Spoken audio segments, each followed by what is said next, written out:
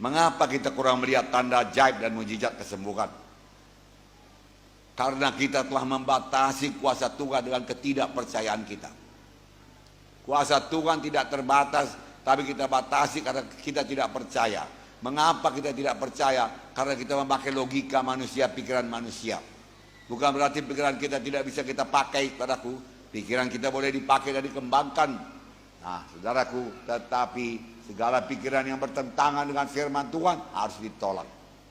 Haleluya. Kuasa kesembuhan dari Tuhan sampai sekarang telah disediakan dengan berlimpah-limpah kepada kita. Sama sekali kuasa kesembuhan tersebut tidak berkurang dibandingkan dengan pada waktu Tuhan Yesus berada di dunia ini. Sama, bahkan sekarang lebih lagi. Kalau Tuhan Yesus berada di dunia ini dengan tubuhnya, dia hanya bisa berada di satu tempat. Tetapi sekarang ini firman Tuhan bisa berada di segala tempat. Amin, saudara.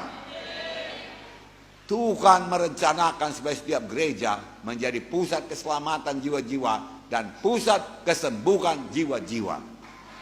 Haleluya. Berarti jiwa-jiwa orang berdosa dengan kutuk dosa datang ke gereja pada hari Minggu, lalu dia berdamai dengan Tuhan dan menerima sebagai Tuhan dan Juru Selamatnya, maka dia pulang padaku dengan dosa yang sudah diampuni. Itu kehendak Tuhan. Karena dia sudah di sorga. Siapakah yang dipakai Tuhan sekarang sebagai alatnya? Hamba-hambanya. Sebelum Tuhan naik ke sorga, dia berkata kepada murid-muridnya, tunggulah di Yerusalem sampai kamu dilengkapi dengan kuasa dari Maha Tinggi. Tuhan mau melengkapi murid-muridnya dan kita semua dan gerejanya dengan kuasa dari Maha Tinggi. Dan Kisah 1 ayat 8 berkata, kamu akan beroleh kuasa apabila Roh Kudus turun kepada kamu. Kamu akan beroleh kuasa apabila Roh Kudus memenuhkan kamu, membaptiskan kamu. Beroleh kuasa. Kuasa untuk apa, saudaraku? Kuasa untuk mengusir setan dalam nama Yesus. Kuasa untuk meletakkan tangan atas orang sakit lalu orang itu sembuh. Sebab Tuhan mau pekerjaan-pekerjaan yang dia kerjakan akan kita kerjakan. Bahkan pekerjaan yang lebih besar daripada dikerjakan oleh Tuhan Yesus. Bagaimana jalannya? Dengan kuasa. Jadi saudara berkata, baptisan Roh Kudus adalah untuk memberi kuasa. Iya. Setiap anak Tuhan harus beroleh kuasa. Supaya dia jangan jadi permainan setan. Amin, saudara. Lalu setiap anak Tuhan menjadi saksi. Lalu setiap anak Tuhan meletakkan tangan seorang sakit orang itu sembuh. Setiap anak Tuhan mengusir setan. Haleluya. Adalah kehendak Tuhan untuk menyelamatkan saudara. Adalah kehendak Tuhan untuk menyembuhkan segala penyakit saudara. Adalah kehendak Tuhan kepada saudara untuk keluar dari kursi roda. Adalah kehendak Tuhan kepada saudara untuk melepaskan tongkat-tongkat penopang. Haleluya. Adalah kehendak Tuhan kepada saudara menyembuhkan darah tinggi, stroke, amin, penyakit ginjal, penyakit paru-paru, penyakit jantung, bahkan sampai kepada kanker tumor. Tidak ada yang mustahil kepada Tuhan. HIV, AIDS, saudaraku, yang katanya tidak bisa disembuhkan, yang perlu percaya. Yesus sudah menyediakan, saudaraku, kesembuhan berlimpah-limpah pada malam ini, keselamatan berlimpah-limpah pada malam ini. Saya percaya dia sudah hadir di sini, tapi janganlah seperti orang di Nazaret. Yesus adalah orang dari Nazaret. Pada suatu hari dia kembali ke Nazaret dengan membawa segudang tanda ajaib dan mujizat. Tapi firman Tuhan berkata, di Nazaret ia tidak dapat mengadakan satu mujizat pun di sana, kecuali menyembuhkan beberapa orang sakit yang meletakkan tangannya atas mereka. Ia merasa heran atas ketidakpercayaan mereka.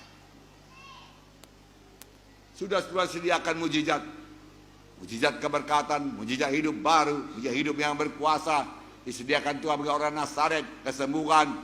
Tetapi orang Nazaret tidak percaya karena dia mengenal Yesus secara badani. Dia tidak mengenal siapa Yesus. Ini kan anak Yusuf, kita main-main bola bersama-sama dengan dia. Dari mana dapatnya hikmatnya ini? Itu menghalangi dia. Dia tidak kenal Yesus anak Allah. yang datang ke dunia ini menanggung dosa manusia. Saudaraku, yang kasih dalam nama Yesus. Dan dia bukan anak Yusuf, saudaraku. Saudaraku, dia Tuhan yang menjelma menjadi manusia untuk menyembuhkan manusia. Ia tidak dapat, bukan tidak mau. Yesus mau menyembuhkan. Yesus mau mengadakan tanda ajaib. Yesus mau memberkati luar biasa. Karena di sana dia dibesarkan.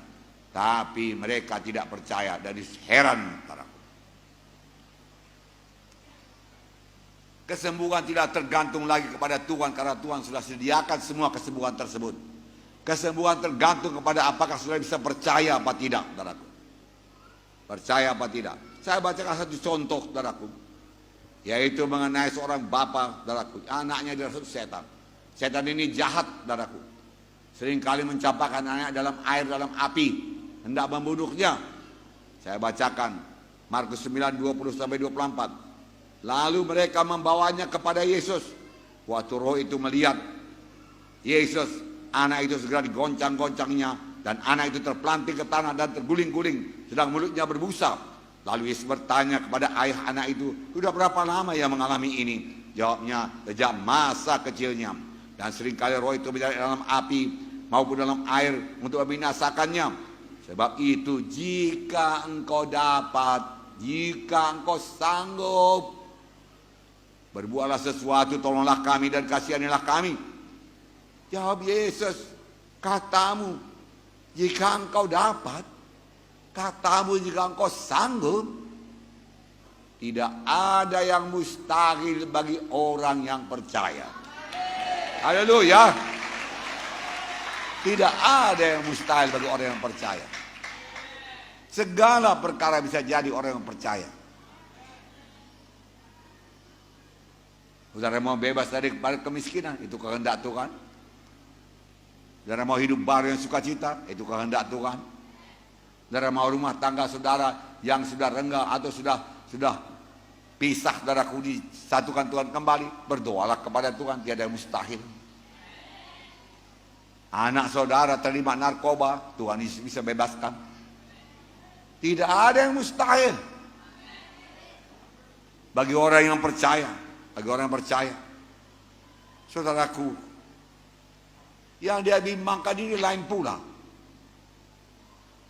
Kalau orang yang sakit kusta tadi, dia tidak bimbangkan kuasa Tuhan. Aku percaya kuasamu cukup Tuhan. Jika engkau mau, kau sanggup menyembuhkan aku. Yang dia bimbangkan apakah Tuhan mau apa tidak. Tetapi, saudaraku, bapak anak ini, saudaraku, yang dia bimbangkan, kalau engkau dapat berbuat sesuatu, kalau engkau sanggup, sama kau pun tidak ada yang mustahil kalau engkau bisa percaya, Tuhan berkata. Lalu saudaraku, bapak anak itu berkata, tolonglah Tuhan aku yang tidak percaya ini. Tolonglah Tuhan aku tidak percaya ini. Yesus, pada waktu Yesus berdiri di depannya, dan Yesus menolong ketidakpercayaannya menjadi percaya. Lalu Tuhan Yesus menangking roh jahat itu. Luar, dia katakan. Roh jahat itu membanting anak itu. Orang berkata sudah mati, tapi Yesus membangkitkannya. Anak itu sembuh. Dari kecil kerasukan setan. Dari kecil mau dibunuh setan. Saudaraku, jangan dekat dengan setan. Saudaraku, setan datang untuk mencuri, membunuh, membinasakan. Saudaraku, punya iman. Firman Tuhan berkata, doa dengan iman akan menyembuhkan orang sakit itu. Kalau dia telah berbuat dosa, Tuhan akan mengampuni dosanya. Malam ini mulai berdoa dengan iman. Sama seperti imanmu jadi padamu. Saudaraku yang kasih itu iman. Saudaraku, amin saudara. Kalau saudara bimbang, bagaimana tanda-tanda bimbang? Bersandar pada perasaan. Kalau perasaan saudara bertambah baik, saudara berkata sembuh aku. Besoknya perasaan saudara bertambah tidak baik, saudara berkata, rupanya aku nggak sembuh. Saudaraku, firman Tuhan tidak berubah. Tuhan tidak pernah menarik janjinya. Kalau Tuhan sudah sembuhkan, berarti sembuh. Haleluya. Kelemahan manusia yaitu bersandar kepada perasaan, standar kepada penglihatan. Mari percaya kepada firman Tuhan. Amin saudara. Ya, percaya kepada firman Tuhan. Tidak peduli bagaimanapun besarnya kebutuhan saudara untuk kesembuhan, semua sudah ditanggung Tuhan di kayu salib di Golgota. Semalam kita lihat bagaimana Tuhan sengsara untuk memikul dosa kita, bagaimana dia dicambuk untuk menyembuhkan penyakit kita, bagaimana dia mengangkat salib dari Yerusalem ke Golgota. Dia jatuh tertimpa salib, saudaraku, tidak sanggup lagi. Simon dari Kirene membantu dia mengangkat salib sampai ke Golgota. Disuruh tangannya dipaku, kaki dipaku, kepala diberikan mahkota duri. Dari mana-mana mengalir darah, tetes. Firman Tuhan berkata, darah Yesus menebus kita. Darah yang kudus menebus kita. Bukan kebenaran kita, bukan kejujuran kita, bukan pula sumbangan kita, bukan pula amal-amal kita. Semua itu sangat bagus dan berkenan kepada Tuhan, tetapi tidak sanggup menjadi jembatan sampai ke sorga. Yang bisa menjembatani jalan ke sorga hanyalah Tuhan Yesus. Kita terima dia sebagai Tuhan dan Juru Selamat kita. Kita terima darah yang menyucikan dosa kita. Karena perbuatan baik tidak menghilangkan dosa kita. Tuhan suka perbuatan baik dan Tuhan berkati perbuatan baik, saudaraku. Tapi dosa yang sudah kita berbuat tetap dosa. Hanya satu yang bisa mengampunkan dosa, yaitu Tuhan Yesus Kristus. Amin. Oleh sebab itu terima dia pada malam ini dalam hati saudara. Barang siapa memiliki Yesus, dia memiliki hidup yang kekal. Barang siapa tidak memiliki Yesus, dia tidak memiliki hidup yang kekal. Keselamatan terdapat dalam Yesus, bukan dalam acara gereja, baptisan, sindir dan lain sebagainya. Tapi bagaimana hubungan pribadi saudara dengan Tuhan Yesus? Adakah saudara kenal Tuhan Yesus? Adakah saudara bisa bersekutu dengan dia? Semua acara gereja itu bagus. Saudaraku, tapi semua itu sebenarnya menunjuk kita supaya kita datang kepada Tuhan Yesus dan menerima dia masuk dalam hati kita, menjadi Tuhan dan Juru Selamat. Nah, saudara yang kasih dalam nama Yesus, percayai firman Tuhan, ucapkan firman Tuhan, pegang janji Tuhan, ucapkan selalu berulang-ulang, katakan segala perkara bisa jadi bagi saya yang percaya. Kalau saudara belum percaya, sebagai bapak anak yang anaknya kerasukan itu, berkatalah, Tuhan tolonglah aku yang tidak percaya ini. Sebab percaya itu pun anugerah Tuhan Yesus. Tuhan memberikan kepada yang percaya dan anaknya sembuh. Haleluya, saudaraku.